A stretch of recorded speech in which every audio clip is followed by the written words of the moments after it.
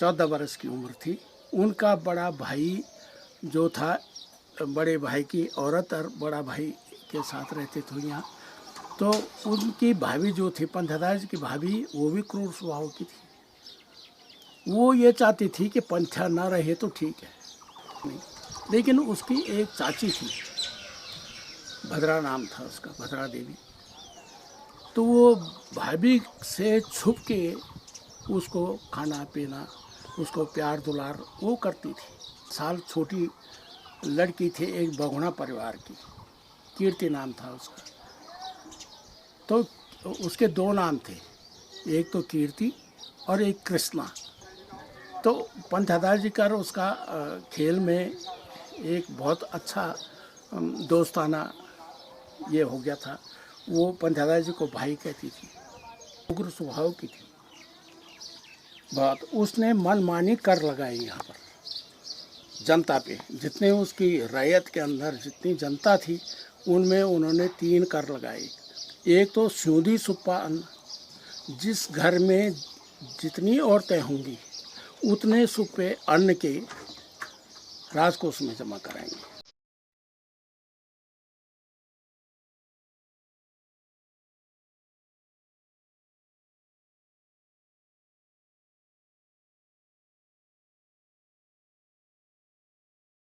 पहले ये बताइए कि मैं घरवाली में बोलूँ या हिंदी में? दोनों में मिक्सअप कर लीजिए। हाँ, हाँ। दोनों में। ऐसा हुआ प्रभु कि पंथा दादाजी जो थे, वो यहाँ पर जब राजा कनकपाल आए थे चांदपुर गढ़ी में आए थे वो। तो वो वहाँ से 745 ईस्वी में वो राजगद्दी पर बैठे थे। उन्होंने वहीं शादी की और उसके बाद में जो है वो सीधे अपनी राजधानी को लेके 1500 में देवलगढ़ आए।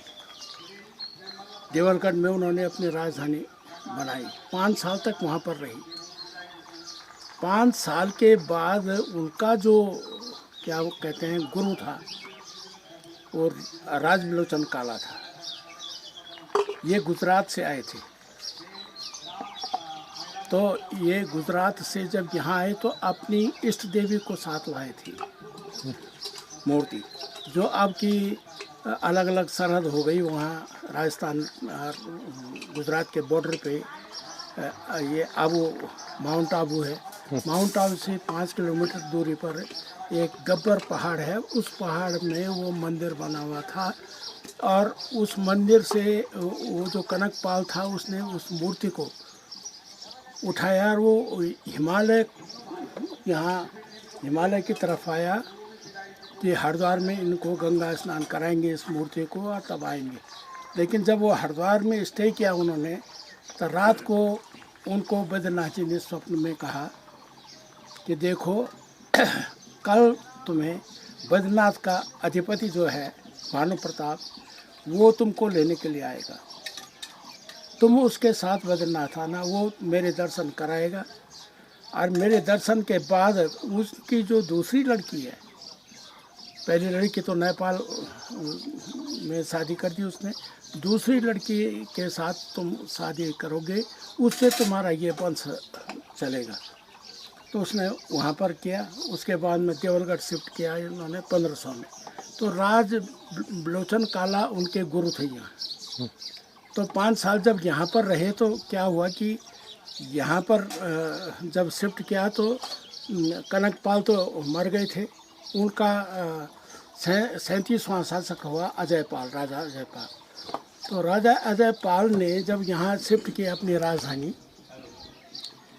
तो एक दिन उनकी कोई खुशी थी अपने राजकाज की, तो उन्होंने सारे ब्राह्मणों को, सारे क्षेत्र की जनता को भोज में आमंत्रित किया।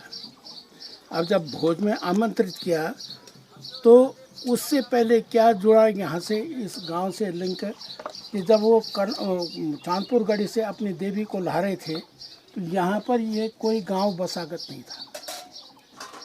1500 में कोई गांव बसागत नहीं था। उसके बाद में यहाँ पर घास फूस की केवल पौध थी और ये शिवालय था यहाँ पर। ये जो मंदिर दिखाई दे रहे हैं 8वीं शताब्दी के शंकराचार्य जी के द्वारा निर्मित हो रखे हैं। लक्ष्मी नारायण मंदिर। लक्ष्मी नारायण मंदिर। तो इसके सामने वो जो खेत रहा होगा जहाँ पर ये गौरा देवी का मंदिर है, जहाँ पर ये अभी शूटिंग हो रही है, तो यहाँ पर इन्होंने डोली रखी और रात को स्टे किया गया। दूसरे दिन यहाँ के जो पशुपालक थे क्षेत्रीय, उन्होंने कहा कि भाई अगर आपको देवलगढ़ ले जाना है, उसको आपकी राजधानी बन रही है, तो कल हम आपके साथ सहयोग देंगे इसमें, और जो ढोल दमाऊ हमारे पारंपरिक वाद्य यंत्र है उनके साथ जाएंगे तो अच्छा आनंद आएगा। तो उसको लेके चले गए वहाँ। अब जो उनके गुरु थे राजबलोचन, उन्होंने देख लिया था कि यहाँ पर शिवालय का समूह है। तो जब वो राजा अजयपाल उन लोगों को भोजन के उपरांत दक्षिणा बांट रहे थे, तो गुरु जी के पास जब गया दक्षिणा देने के लिए, तो उसने कहा नहीं साहब। उसने कहा क्यों संकोच कर रहे हो, आप तो हमारे गुरु हैं। अरे क्या सोच रहे हो कि कम है ये, हम आपको देंगे। बोलो, हमने एक ज़मीन का टुकड़ा तुम्हें दे दिया, वहाँ पर देवलगढ़ के नज़दीक, उसमें आप मकान बनाओ, यहीं पर रहो, हमारे उसमें राजधानी के नज़दीक, तुम्हारा आना जाने भी नज़दीक से रहेगा। उसने कहा नहीं, मुझे अगर देना ही चाहते हो तो आप उस शिवालय की भूमि को मुझे दे दो, ये वाली। तो उसने कहा लाओ, पानी लाए, संकल्प किया, ये भूमि अजयपाल ने राजबलोचन कालाजी को दे दी। 1512 में ये गांव इस्टेब्लिश हुआ यहाँ। धीरे धीरे 5-7 परिवार थे। ये जो आप दीवार टूटी हुई देख रहे हैं, ये कोठेनुमा था, ये वजीरों का कोठा कहते हैं इसको। 5 साल के बाद राजधानी श्रीनगर शिफ्ट हुई। तो उस समय श्रीनगर जब शिफ्ट हुई तो यहाँ के सुखराम काला वहाँ वजीर थे, राजा मेदिनी शाह के। 48वां शासक हुआ मेदिनी शाह। तो वो थोड़ा अपने, जब उसकी 60-61 की एज रही होगी तो अस्वस्थ हो गया। उसने जड़ पकड़ लिया, राजकाज में व्यवधान होने लग गया। तो रानी जो थी उनकी,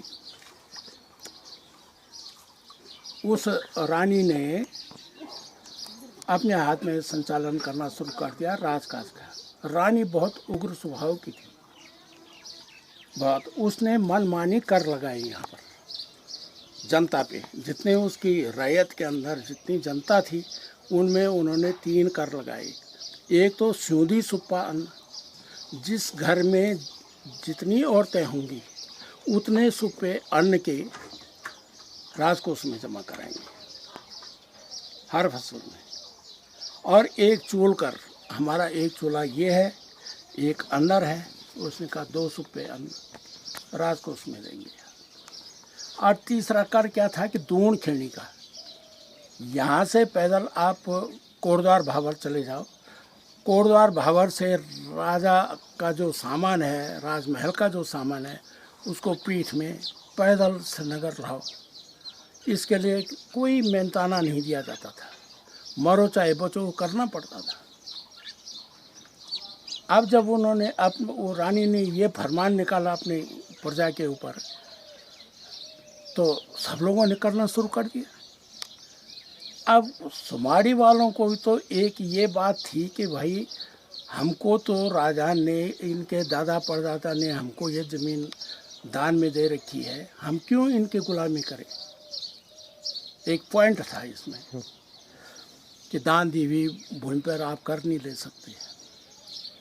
तो उन्होंने कहा कि नहीं, हम रिफ्यूज़ करते हैं। मंत्री ने समझाया होगा, जो वजीर था, उसने कहा कि भाई देखो, मैं राज दरबार में हूँ, मुझे भी सुनना पड़ता है यार, जब सब लोग कर रहे हैं तो सोच लो इस। उसका बिल्कुल नहीं, तुम नौकर हो उसके, तुम पल्लेदारी कर सकते हो उसकी, हम नहीं करेंगे। वो भी इस बात को छुपाता रहा, लेकिन क्षेत्रीय जनता ने में बगावत हो गई। उस गया 4 दफ़े तो हम भावर चले गए, सभी गांव वाले जाते हैं, लेकिन सुमाड़ी वाले क्यों नहीं जाते? उसने कहा साहब सुमाड़ी वाले कैसे जाएंगे, उनका तो मंत्री वहाँ बैठा हुआ है, वो राजा रानी तक तो बात पहुँचने नहीं देता होगा। तो किसी ने कह दिया कि यार ठहरो, मैं रानी की यहाँ जो दासी है मेरी बुआ है, मैं उस बुआ के थ्रू उसके कान में बात डालूंगी। उसने बात डाल दी रानी के कान में। रानी ने जब देखा कि उसने बुलाओ वजीर को, उसने कहा कि भाई वजीर जी आप ये बताओ कि आपका गांव बगावत कर रहा है, मैंने ऐसे सुना कि ऐसे ऐसे कह रहे हो। उसने कहा सही है हमारा। तो उसने कहा तुम्हारी दंड नीति क्या बताती है? उसने कहा दंड नीति यह है कि अगर ये हुकूमत उल्टी करते हैं तो इनको मृत्यु दंड दे दिया जाए, फांसी। तो श्रीनगर में घस्या महादेव के नीचे नदी के किनारे कुछ आम के पेड़ थे, उन पे हैंग किया जाता था, जिसको मृत्यु दंड देनी होती थी, वहाँ हैंग करके उसको ख़त्म कर दिया जाता था। अब रानी ने सोचा, उसने कहा ठीक है मृत्यु दंड, लेकिन हमको तो राजकाज चलाना है, तो एक काम करो, एक फरमान ऐसे निकलवाओ यहाँ से कि अगर तुम राजकाज नहीं कर सकते हो तो एक आदमी को अपनी बारी पे एक आदमी को दोगे तुम, जिसको कि हमारे कर्मचारी ज़बरदस्ती बोरे में बंद करके और अग्निकुंड में डाला जाएगा सबके सामने। छोटे बड़े बूढ़े सब आएंगे उसमें देखने के लिए, ताकि वो इस दहशत को देख सकें, और दहशत देखने के बाद सब इस हुक्म को मानने के लिए तैयार हो जाए।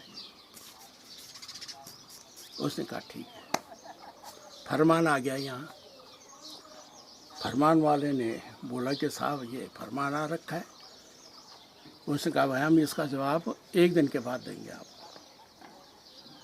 यहीं पर गौरा देवी के मंदिर में बुलाया गया गांव के काला परिवार को। उसने कहा बैठो भाई, ऐसा ऐसा फरमान आ रखा है रानी का। अरे उसने कहा फरमान कौन पूछता है इसको, ठीक। अब उसमें गांव में 2 धड़े हो गए।